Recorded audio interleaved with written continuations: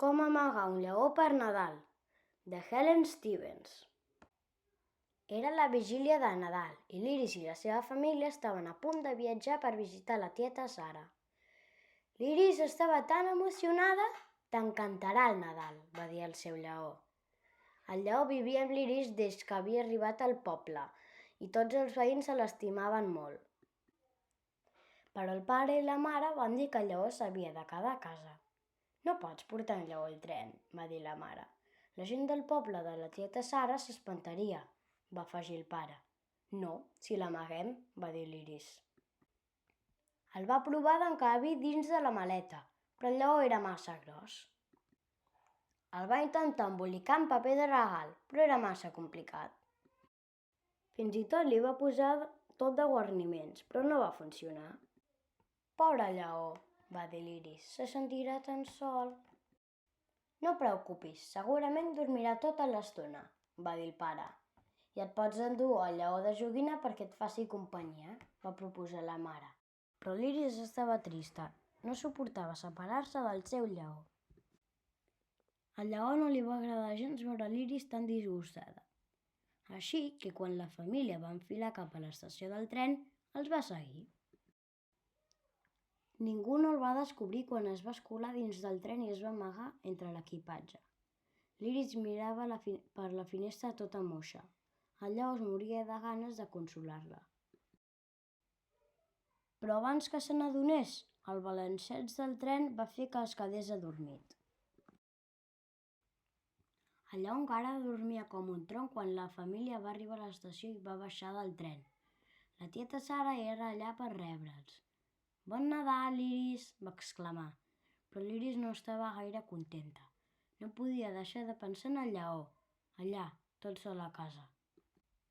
Si ho hagués sabut, el lleó no era precisament a casa.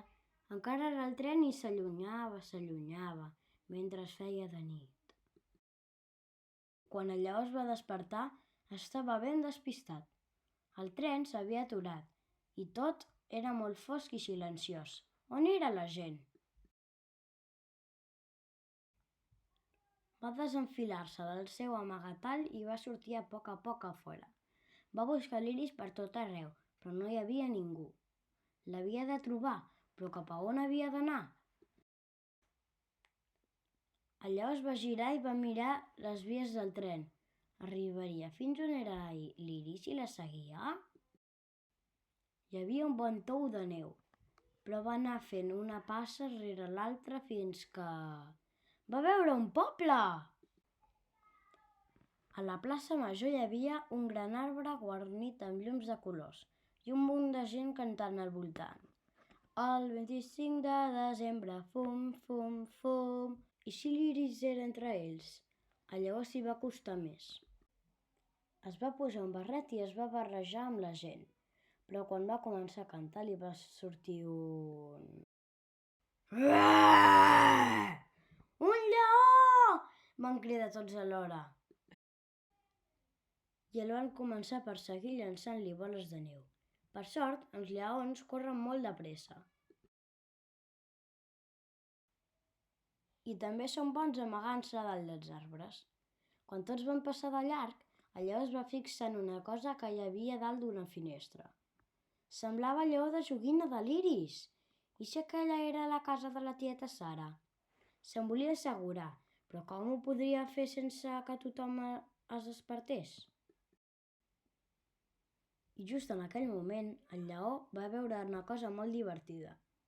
Un home amb un abric vermell que s'estava esmunyint dins la casa per la xemeneia. Potser el lleó també podia fer el mateix. Però abans que ho pogués provar es va sentir un gran «Ziu!» i un «Ho, ho, ho!», i l'home de l'abric vermell li va passar per damunt del cap. Aleshores el lleó va patinar. Tota la neu de la teulada va relliscar. Pataplaf! I li va caure just al damunt. No podia moure ni un bigoti. Quan l'Iris es va despertar al matí, va veure al jardí un ninot de neu que no hi era el dia abans. «Que estrany», va pensar. Va sortir a fora per veure'l millor I sí, realment era un ninot de neu ben estrany. Tenia cua. Quan li va tocar la cua, es va moure. Tan ràpid com va poder, va apartar la neu fins que va trobar... El seu lleó! Ets aquí, va dir l'Iris. Ara sí que serà el millor Nadal de la meva vida.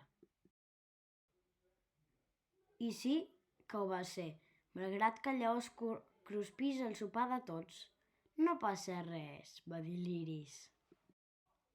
De totes maneres, jo prefereixo menjar pizza!